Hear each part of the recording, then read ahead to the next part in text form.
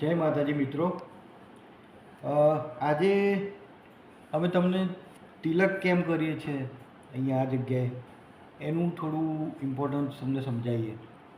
હવે આપણે હિન્દુઇઝમમાં તિલક અહીંયા કરે છે, બધા અલગ અલગ કાસ્ટના લોકો અલગ અલગ ટાઈપના તિલક કરે છે. તો તિલક કરવાનું મિનિંગ શું એ આપણે પોતાની જાતે પૂછીએ કોઈ દિવસ કે અહીંયા જ કેમ કરીએ છીએ. તો તમે આ જુઓ ચાર્ટ, અહીંયા આપણું આજ્ઞાચક્ર કનેક્ટેડ છે. આ જગ્યાએ આજ્ઞાચક્ર કનેક્ટેડ છે. આજ્ઞાચક્ર એટલે ત્યાંથી આપણું મેમરી, ફોકસ, સ્ટ્રેસ, એન્ઝાયટી બધું જ કનેક્ટેડ હોય. એ આજ્ઞાચક્ર પિટ્યુટરી ગ્લેન્ડ સાથે કનેક્ટેડ હોય. પિટ્યુટરી ગ્લેન્ડ એટલે મગજની વચ્ચેનું પાર્ટ જ્યાંથી આપણી ચેતના શક્તિ ડેવલપ થતી હોય છે. એટલે આપણું જે મેમરી, ફોકસ, કોન્સન્ટ્રેશન બધું ત્યાંથી આવતું હોય છે. તમે હિપ્નોથેરાપિસ્ટને કોઈ વાર જુઓ તો હિપ્નોથેરાપિસ્ટ વશીકરણ જે કરતા હોય છે એ લોકો આ પાર્ટમાં ફોકસ કરીને હિપ્નોથેરાપી યુઝ કરતા હોય છે, હિપ્નોટાઇઝ કરતા હોય છે લોકોને. એટલે તમારું આ પાર્ટ જો એકદમ સ્ટ્રોંગ હોય તો તમારી ઈચ્છાશક્તિ એકદમ પાવરફુલ થાય. છોકરાઓને આ જગ્યાએ તિલક કરો તો એમનું મેમરી, ફોકસ ઘણું વધે, કોન્સન્ટ્રેશન ઘણું વધે.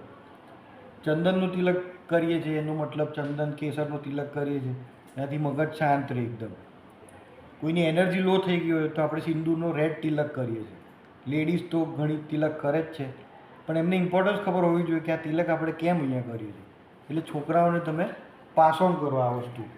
આ તમે જોઈ શકો છો ચાર્ટ, આજ્ઞાચક્રના લીધે શું શું પ્રોબ્લેમ થઈ શકે. આ શેનાથી કનેક્ટેડ હોય છે આજ્ઞાચક્ર આપણું?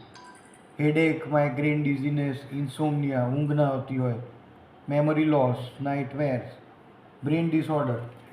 એટલે આ બધું કનેક્ટેડ હોય એટલે આપણે અહીંયાથી પ્રોટેક્શન મળતું હોય છે. પ્લસ ચંદનનો ને હળદરનો પણ તિલક કરીએ છીએ, આપણી સ્કિનને પણ પ્રોટેક્ટ કરતી હોય છે. આટલી વસ્તુ તિલક સાથે કનેક્ટેડ છે. એટલે સાયન્સ, રિલિજન, પ્રેક્ટિકલ એપ્લિકેશન, સ્પિરિચ્યુઅલિઝમ કેવું કનેક્ટેડ છે એ તમને સમજાવ્યું આ વિડીયોમાં. અમે